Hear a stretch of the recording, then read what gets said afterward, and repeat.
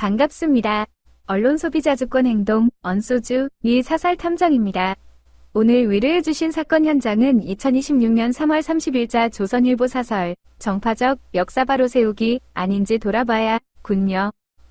이재명 대통령이 제주 4.3 사건 희생자 유족들을 만나 국가폭력범죄에 대한 공소시효와 소멸시효를 완전히 폐지하겠다고 밝힌 것에 대해 딴지를 거는 글입니다.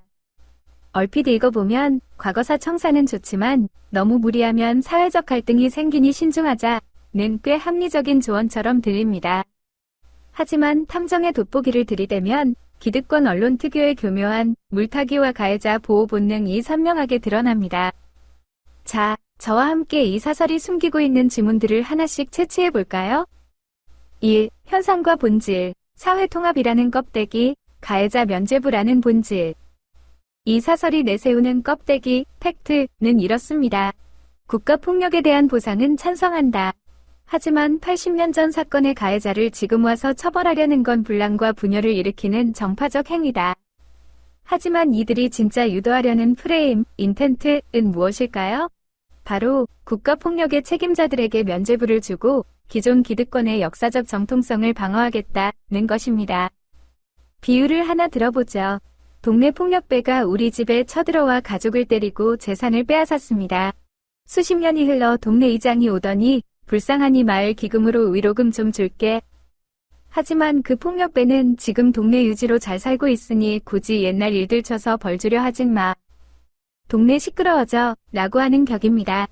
이게 진정한 의미의 진실과 화해일까요? 사설은 신중한 접근이라는 고상한 단어로 포장했지만 본질은 가해자들의 평온한 노후와 그들이 쌓아올린 기득권을 지켜주겠다는 방패막이일 뿐입니다. 2. 논리적 허점 타격. 이건 좀 이상하지 않습니까? 사설의 논리 전개를 따라가다 보면 심각한 오류가 발견됩니다. 이건 좀 이상하지 않습니까? 사설은 일어난 지 80년이 돼가는 사건의 진상이 제대로 가려질 리도 없다며 처벌의 어려움을 호소합니다. 그런데 바로 앞문단에서는 과거사 문제는 진상규명을 토대로 희생자를 위로하고 국가가 보상하는 방향에서 상당한 진전을 이뤘다고 자평합니다. 진상규명이 안 되는데 어떻게 국가가 희생자를 특정하고 보상을 합니까? 이미 수십 년에 걸친 위원회 활동과 증언, 기록을 통해 누가, 언제, 어디서, 어떻게 무고한 양민을 학살했는지 굵직한 진상들은 다 드러나 있습니다.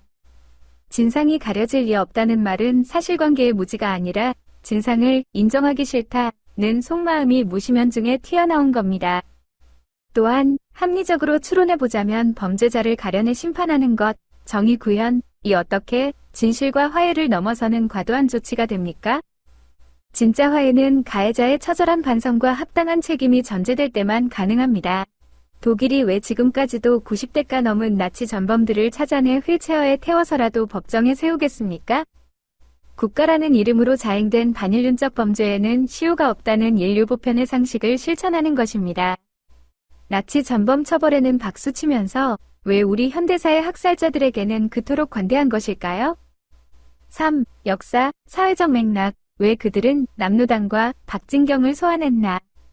이 사설의 가장 뼈아픈 속내는 다음 문장에서 폭발합니다.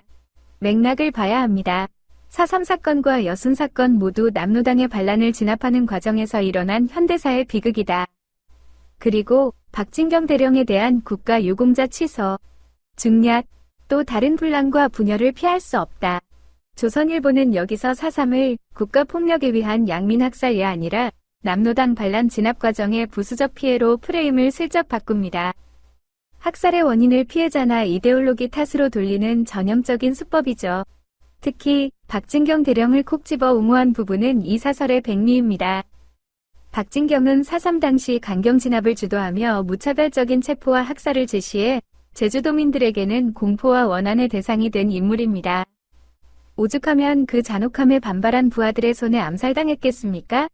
이런 인물의 서운 취소를 분란이라고 칭하는 것은 그 시절 국가폭력을 주도했던 세력의 시각에 언론이 완벽하게 동기화되어 있다는 증거입니다. 탐정의 결론. 결국 이 사설은 역사 바로 세우기를 정파적이라고 비판하면서 정작 본인들이 가장 극우적이고 기득권 수호적인 정파적 렌즈로 역사를 왜곡하고 있습니다. 시민의 상식에서 볼 때 고문 기술자나 학살의 책임자가 국가 유공자로 행세하고 그 후손들이 떵떵거리며 사는 것이야말로 비정상입니다. 이 비정상을 바로잡자는 상식적인 제안을 분란으로 매도하는 언론. 과연 그들이 지키고 싶은 것은 대한민국의 사회 통합일까요? 아니면 낡은 기득권의 성역일까요? 구독과 좋아요는 진실을 찾는 큰 힘이 됩니다. 다음 시간에 뵙겠습니다.